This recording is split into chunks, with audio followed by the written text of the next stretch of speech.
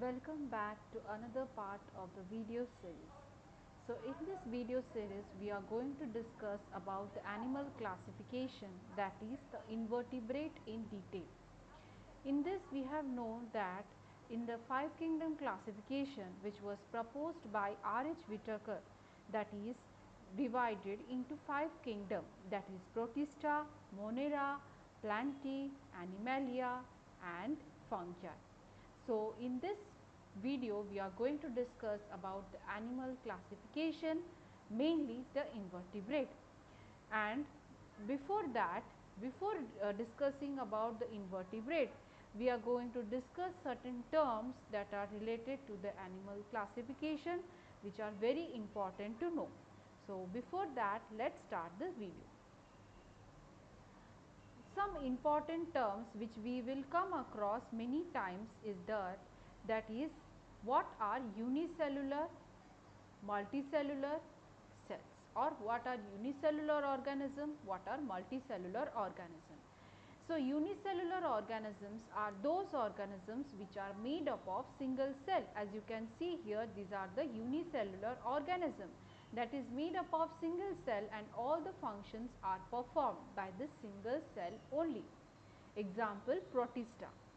Multicellular are those organisms which are made up of many cells, that is group of cells forms the multicellular animal, and we are one of the example of multicellular organism.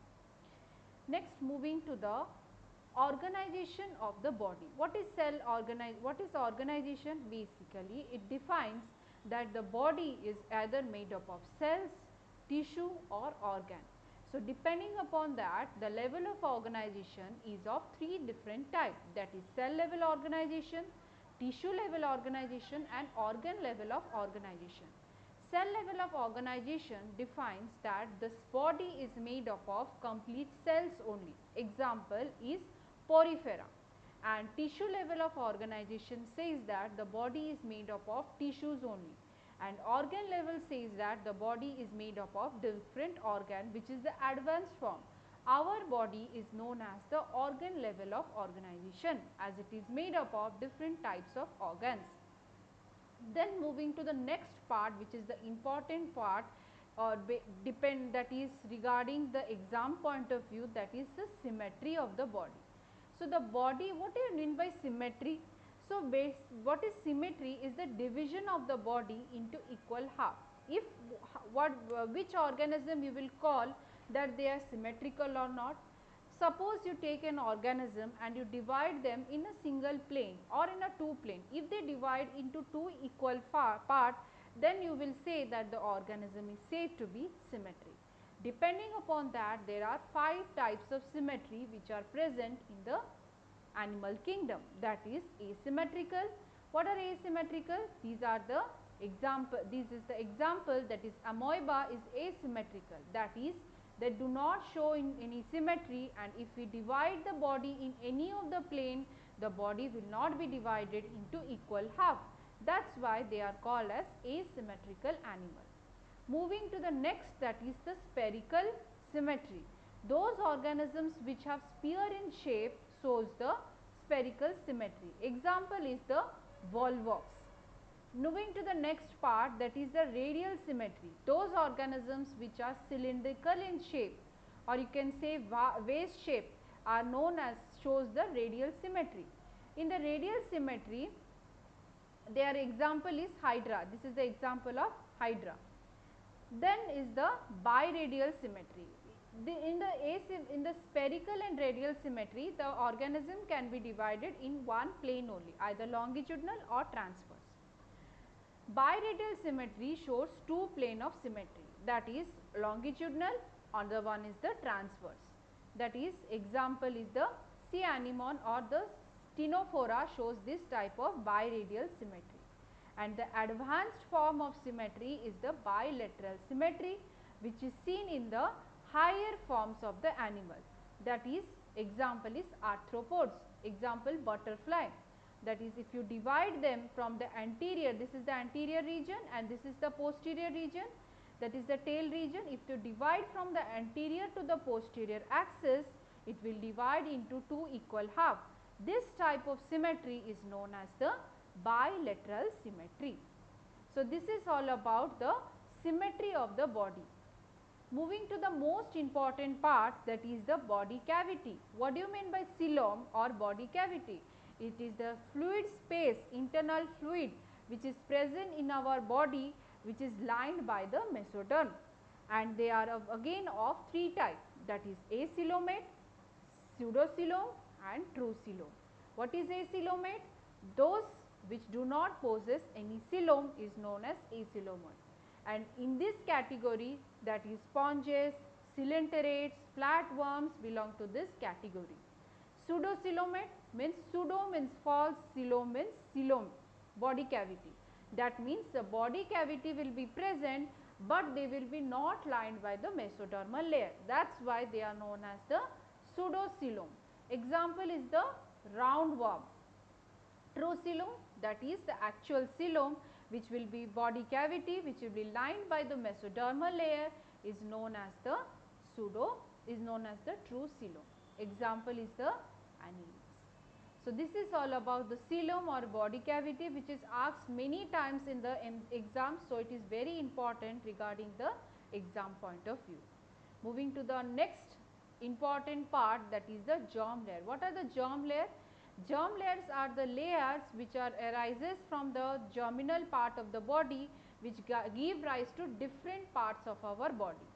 That is, basically they are of three types, that is ectoderm, which is the outermost layer, endoderm is the innermost layer, and between the ectoderm and the endoderm is the mesoderm. And these three layers together, if all these three layers is present in an organism, they are known, that organism is known as triploblastic organism, or that condition is known as triploblast. If mesoderm is absent and only the endoderm and ectoderm is present, then that organism is known as diploblastic organism or diploblast, which is very important. Now we will know that which part of the germ layer give rise to which part of the body.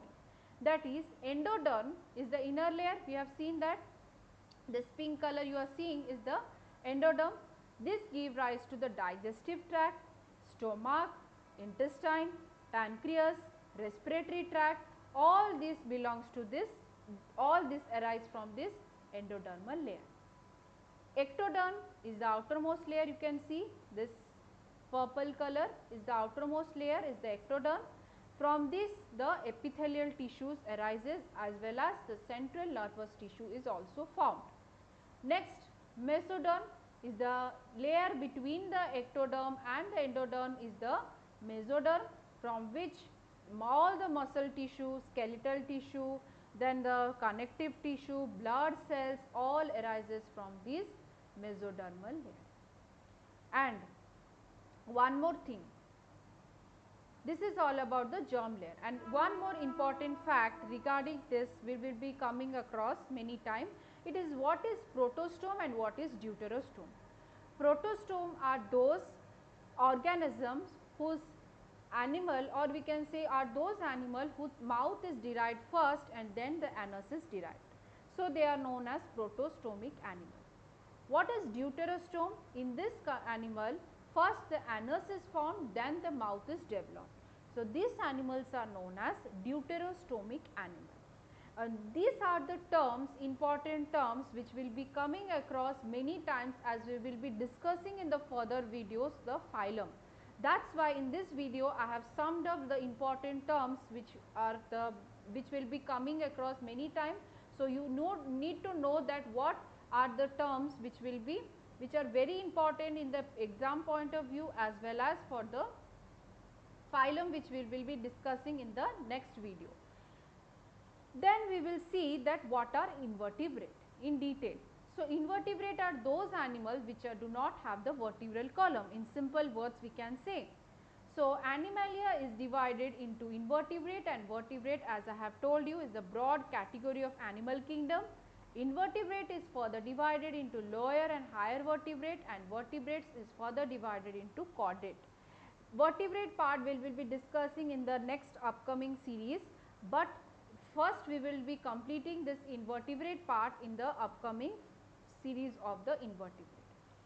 Next, what is lower invertebrate and which phylum belongs to the lower invertebrate? What are lower invertebrate? They are small in size and they have simple organization. Body is very simple. Porifera, Protozoa, Coelenterata, Platyhelminthes, all they belong to the lower invertebrate. What are higher vertebrate? Higher invertebrate, these are the large size body, complex body organization with many tissues, cells, organs, etc. Like the example is Annelida, Arthropoda, Mollusca, Echinodermata, all of them belong to this higher invertebrate category. This is the summary, or you can say a quick revision regarding the invertebrate. That is, the multicellular animal is divided into two parts, that is cellular level and tissue level. In the cellular level belongs to the phylum Porifera.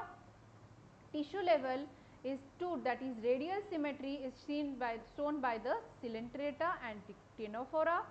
Bilateral symmetry is shown by the Platyhelminthes and Aschelminthes, and Annelida, Arthropoda, Mollusca and Echinodermata also shows the bilateral symmetry. And one more important thing to note, that the Platyhelminthes are acoelomate, that is they do not have coelom, and Aschelminthes are pseudocoelomate, and all the rest, that is Annelida, Arthropoda, Mollusca and Echinodermata are true coelom, that is coeloms are present. So, in this chart you can clearly easily remember what is their cellular level and also remember their symmetry as well as their coelom number. So, it is this video is very informative as well as important for exam point of view. So, do watch this video, and if you have not subscribed to my channel, do subscribe and watch the previous video regarding the physiology part, evolutionary part. I have made many videos regarding that, do watch it, and please like and subscribe to my channel.